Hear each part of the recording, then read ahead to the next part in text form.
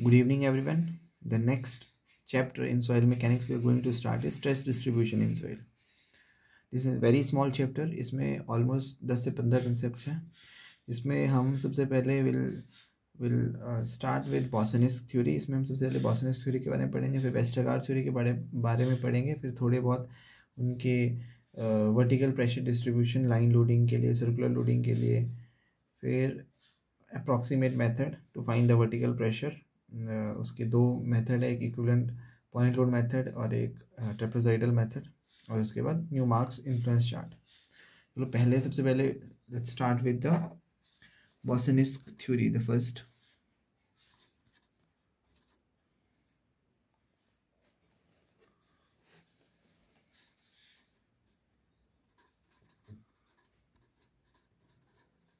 बॉसनिस्क theory.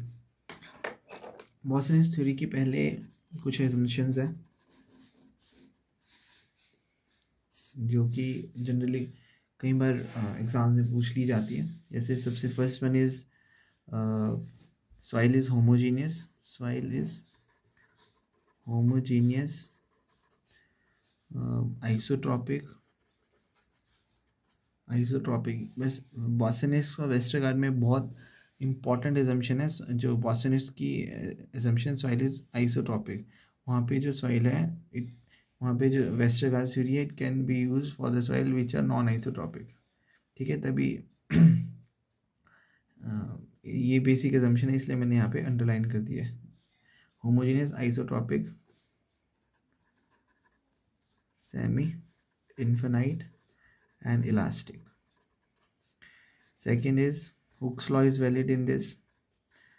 ये assumption में बोलते हैं बॉसनिस्क थ्योरी की कि हुक्स लॉ हमारा वैलिड होगा जब हम कैलकुलेशन करेंगे बॉसनिस्क थ्योरी के थ्रू. और सॉइल का self weight is neglected. Self weight of soil is neglected, और change in volume of soil due to application of fluid is also neglected. Change in volume of soil इस बॉसनिस्क theory में change in volume of soil due to application of fluid is also neglected.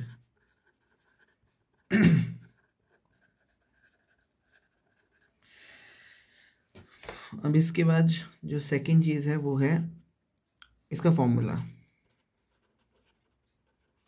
According to Boussinesq, यहाँ पे Boussinesq theory, according to Boussinesq theory the vertical stress होगा वो होगा Boussinesq influence factor into load by Z square. Z is the depth, where kb is the bosonisk influence factor, q is where kb is the bosonisk influence factor, q is the load and z is the depth. ठीक है, इसमें kb की जो value है, Boussinesq influence factor की value है, ये है 3/2 pi into 1 divide by 1 plus R square by Z square raise to power 5/2. ठीक है, ये बॉसनिस्क थ्योरी का बेसिक सा फॉर्मूला है जो कि काफ़ी इम्पोर्टेंट है. इसके बाद बॉसनिस्क थ्योरी की दो प्रेशर डिस्ट्रीब्यूशन है हॉरिजॉन्टल प्लेन. दो प्रेशर डिस्ट्रीब्यूशन है, एक हॉरिजॉन्टल प्लेन की, एक वर्टिकल प्लेन की है. पहला है vertical pressure distribution on horizontal plane at a given constant depth. Vertical pressure distribution, vertical pressure distribution मतलब सिग्मा जेड की वेरिएशन ऑन हॉरिजॉन्टल प्लेन में एट गिवन कांस्टेंट डेप्थ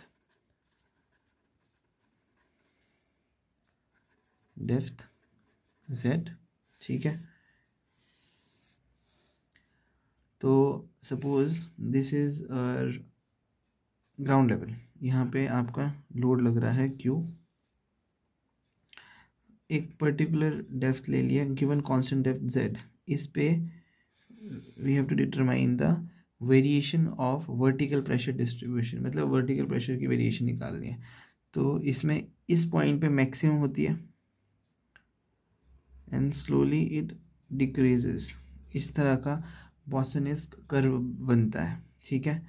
और जो मैक्सिमम वैल्यू होती है एट द पॉइंट लोड, उसमें होती है उसका जो वर्टिकल स्ट्रेस का जो वैल्यू है that is 0.475 Q by Z square, ठीक है। और वो कहाँ होती है, यहाँ पे 0.4775 क्यू बाय जेड स्क्वेयर। ये इस तरह की वेरिएशन आती है 0.5, 1, 2, 1.5, 2, ठीक है। माइनस में आ गया ये, ठीक है। बॉसनेस ये vertical pressure distribution on horizontal plane at a given constant depth. एक और है वो भी वर्टिकल प्रेशर डिस्ट्रीब्यूशन है, हॉरिजॉन्टल प्लेन में, वो वर्टिकल प्लेन में, वर्टिकल प्लेन में जो वर्टिकल प्लेन में प्रेशर डिस्ट्रीब्यूशन किस तरह से वेरी करता है। Vertical pressure distribution on vertical plane.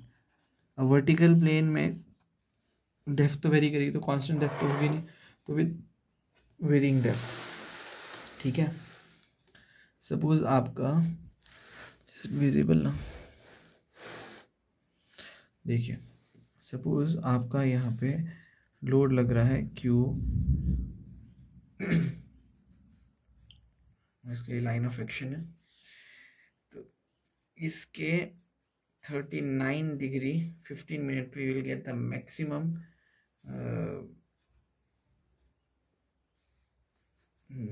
we'll get the maximum value of vertical stress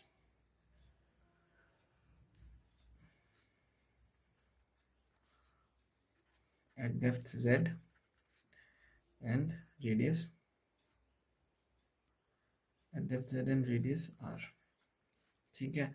और इसकी जो वैल्यू होगी आपकी वो होगी almost 0.088 Q by R square, 0.088 Q by R square, that is vertically जो मैक्सिमम वर्टिकल स्ट्रेस की वैल्यू होगी बॉसनेस थ्योरम में होगी 0.088 क्यू बाय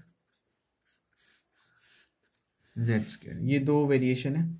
अब ये वेरिएशन का कभी कभी आपको एक जनरल सा थ्योरेटिकल क्वेश्चन बनता है जो बोलता है, जिस जो नोट आप नोट की फॉर्म में ये लिखिएगा, जो बोलता है कि vertical pressure increases with increase in depth and reaches to the maximum value and thereafter decreases। देखो vertical pressure increases with increase in depth, vertical pressure increase कर रहे हैं with increase in depth and reaches a maximum value, और उसके बाद decrease करता है। बस बेसिक सा है।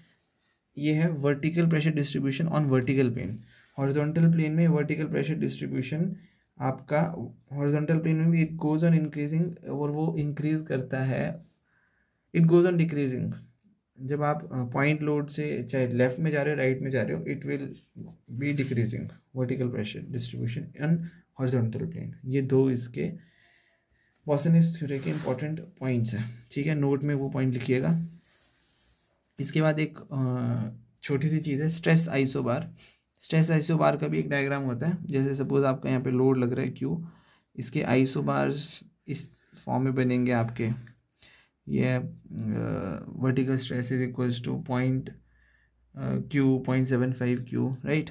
ये क्यू रख लो आप, इसको 0.75 क्यू, ठीक है। ये 0.5 क्यू, 0.25 क्यू, ठीक है। इस तरह से इट गोज ऑन डिक्रीजिंग। और आइस ये है बस, ये है स्ट्रेस आइसोबार्स।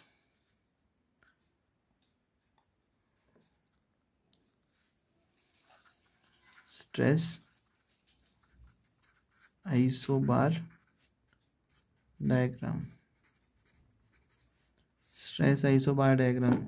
आपको आइसोबार पता होना चाहिए जिसकी प्रेशर इंटेंसिटी सेम रहती है। Pressure intensity same in all the isobar, इसमें प्रेशर डेंसिटी आपकी सेम रहेगी। और इसका जो यूज़फुल है, it is helpful in analysing the stress eight given point in loaded area. इस पॉइंट पे it is helpful in analysing the stress, ठीक है। और इसमें जो ध्यान रखने वाली चीज़ है वो है इसका, जैसे सपोज आपका यहाँ पे बॉसनिक थ्योरी के थ्रू जो वर्टिकल स्ट्रेस है वो है K B Q by Z square, right. और सपोज हम 75% आइसोबार ले लेते हैं जो कि 0.75 क्यू है, तो ये हो जाएगा क्यू जेड स्क्वायर। तो यहाँ से बॉसनिक इन्फ्लुएंस फैक्टर की वैल्यू आ जाएगी 0.75 जेड स्क्वायर। तो बस फिर उसके डायरेक्टली हमारे को इसी वैल्यू को अप्लाई करेंगे, Boussinesq influence factor we know, बस फिर directly we will get the हमारे को डायरेक्ट रिलेशंस मिल जाया करेगा, डायरेक्ट वैल्यूज़ मिलेगी। स्ट्रेस आइसोबार का ये काफ़ी हेल्पफुल है, ठीक है। इसके बाद नेक्स्ट है हमारे पास वेस्टरगार्ड्स थ्योरी। वेस्टरगार्ड्स थ्योरी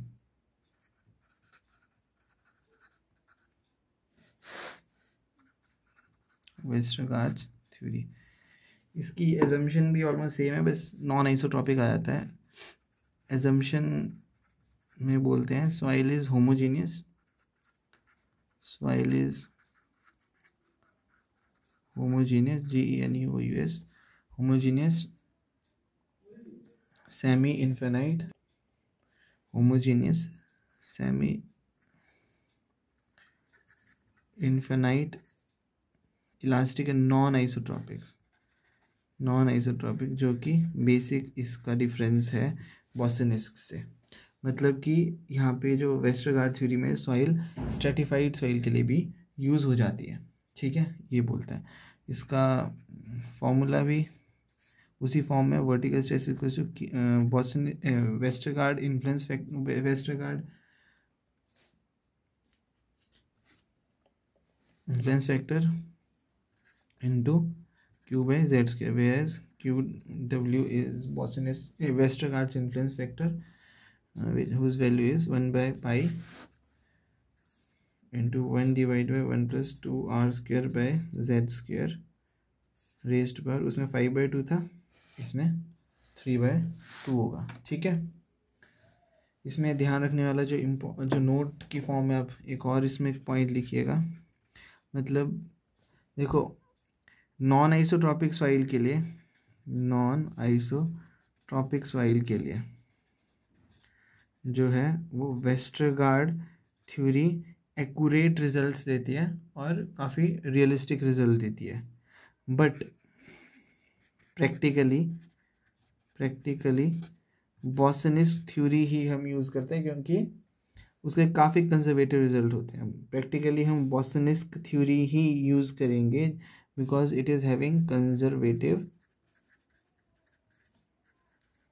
results, ठीक है, ओवर वेस्टरगार्ड।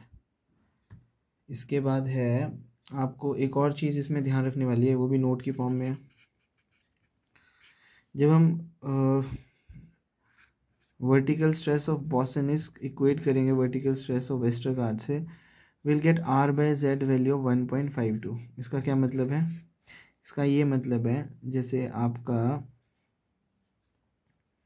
आपका बॉसनिक, नेक्स्ट पेज में देखो,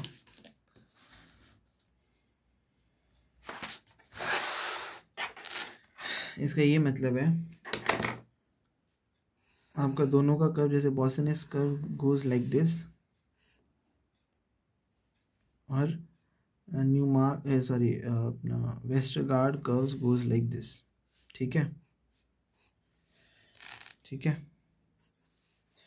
इसकी जो मैक्सिमम वैल्यू है, ये पॉइंट ऑफ लोडिंग है आपका, यहाँ पे ये आपका पॉइंट ऑफ लोडिंग है। इसकी मैक्सिमम वैल्यू है 0.4775 क्यू बाय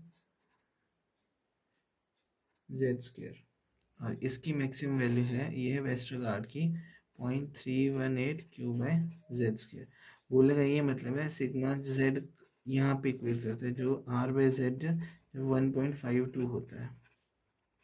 तो यहाँ से आपको एक चीज़ दिखती है, when R/Z is greater than 1.52, तो vertical stress of greater than, मतलब vertical stress of Westergaard is greater than vertical stress of Bosenisk when R/Z is less than 1.52, तो लेस देन है तो वेस्टरगार्ड बॉसनिस्क का वर्टिकल स्ट्रेस का value greater than है Westergaard, sorry equal है, तो दोनों vertical stress of Boussinesq is equals to vertical stress of Westergaard. काफ़ी इंपॉर्टेंट चीज़ है ये भी, ठीक है। इसके बाद जो नेक्स्ट टॉपिक है, नेक्स्ट कुछ फॉर्मूलाज हैं, जैसे एक है vertical pressure due to circular loaded area. पहला है vertical pressure due to circular loaded area, due to circular loaded area. ये भी आपका कैलकुलेट जो होगा वो बॉसनिस्क की थ्योरी की हेल्प से होगा। बॉसनिस्क थ्योरी क्या बोलते हैं, vertical stress equals to KB into Q. इसमें जो KB होगा वो होगा 1 - cos क्यूब अल्फ़ा। और जैसे इसका जैसे सपोज ये आपका प्रेशर, इसका distribution loaded area, circular loaded area ना, ये सपोज R है, ये Z है, तो और ये पाइथागोरस लगा के square root of R² + Z² आ जाएगा। ये अल्फ़ा है तो ये बेस हो गया, हाइपोटेन्यूज परपेंडिकुलर हो गया। कॉज अल्फ़ा क्या बन जाएगा इसमें, कॉज अल्फ़ा बन जाएगा base upon hypotenuse R/√/√R² + Z²। बस यही चीज़ ध्यान रखनी है आपको इसमें, vertical pressure due to circular loaded area में। इसके बाद है vertical pressure due to line loading. अब लाइन लोडिंग कहाँ होती है, vertical pressure due to line loading. Line loading या तो आपकी अपने उसमें रिटेनिंग वॉल में होगी, स्ट्रिप लोडिंग में होगी, ठीक है। सपोज ये है, ये मिलेगी आपको रिटेनिंग वॉल्स में, रिटेनिंग वॉल में vertical pressure due to line loading. इसका भी बस एक फॉर्मूला है जो आपको ध्यान रखना है, sigma Z is equals to 2Q-/Z into 1/1 + R² या X² plus divide by Z² का होल स्क्वायर। जब लाइन लोडिंग का फॉर्मूला होगा, इस तरह के फॉर्मूले गेट वगैरह में यूज़फुल रहते हैं, या फिर आपको डायरेक्ट ऑप्शन दे दिया 4, एक सही है बाकी गलत है, तो direct tick the right option, ठीक है। और अगला है approximate method. Approximate method to find the vertical pressure. इसमें दो मेथड है, दो अप्रॉक्सीमेट मेथड है। Approximate method to find the vertical pressure, ठीक है। पहला है इक्विवेलेंट पॉइंट लोड मेथड और दूसरा है ट्रेपेजॉइडल मेथड, जिसको हम लोड डिस्ट्रीब्यूशन मेथड ही बोलते हैं। इक्विवेलेंट पॉइंट लोड मेथड,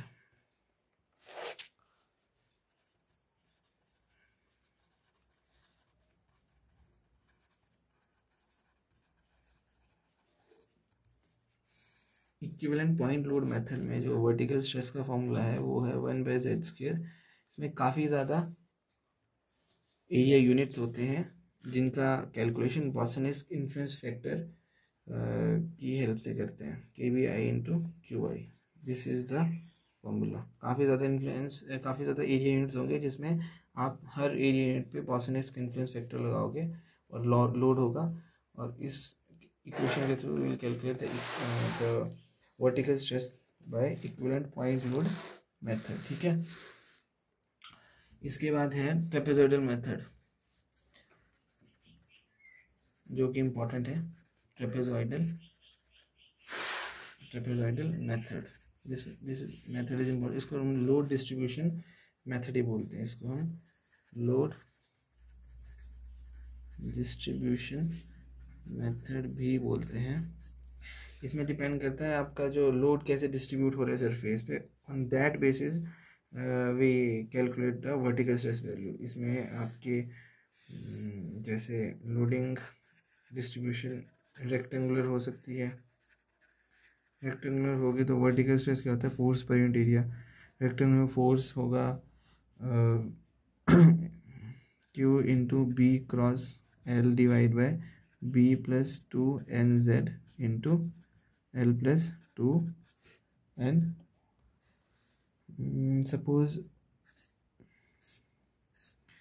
यहाँ पे आपका यूडिया लग रहा है क्यू की फॉर्म में और ये लोड डिस्ट्रीब्यूट हो रहा है, ठीक है। ये विड्थ है बी, अब लोड डिस्ट्रीब्यूट हो रहा है 1:H, 1:N की फॉर्म में, 2H is to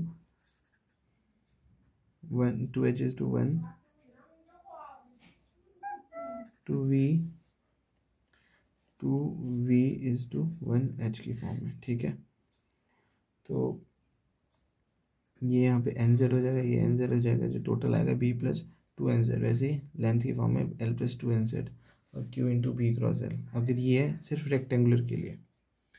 ऐसे ही स्क्वायर लोडिंग होगी, इसी तरह से सर्कुलर लोडिंग होगी और लास्ट में आपकी स्ट्रिप लोडिंग होगी, ठीक है। स्क्वायर में B will be equals to L, तो Q into B cross divide by B plus 2NZ का होल स्क्वायर। इस तरह से बन जाएगा फॉर्मूला। सर्कुलर में B की जगह डायमीटर आ जाएगा D cross divide D plus 2NZ का होल स्क्वायर, ठीक है। और स्ट्रिप के केस में जो है वो L plus 2NZ will be approximately equals to L, ठीक है। तो ये आ जाएगा देखो QB divide by B plus 2NZ। ये स्ट्रिप लोडिंग के केस में आपका फॉर्मूला। ये trapezoidal method, load distribution method के फॉर्मूले हैं जो कि यूज़ होते हैं आपके वर्टिकल स्ट्रेस फाइंड आउट करने के लिए। इसके बाद आपका लास्ट टॉपिक है न्यूमार्क्स इन्फ्लुएंस चार्ट।